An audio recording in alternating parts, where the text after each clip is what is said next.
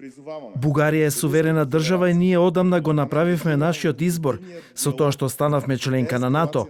Ова го истакна премиерот Кирил Петков од собраниската говорница, откако ГЕРБ побара во парламентот да бидат сослушани премиерот Кирил Петков, министерката за надворешни работи Теодора Генчовска и министрот за одбрана Стефан Јанев по руското барање НАТО да се повлече од Бугарија и Романија. Од тази трибуна искам јасно да зајава.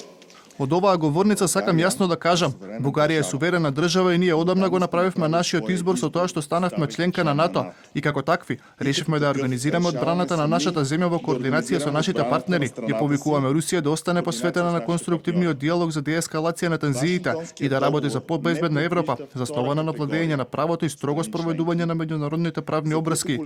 Предходно на веб страницата на Руското министерство за надворешни работи се наведува дека руските безбедносни предлози предвидуваат повлекување на трупите на НАТО од Бугарија и Романија кои се приклучија на алијансата од 1997 година.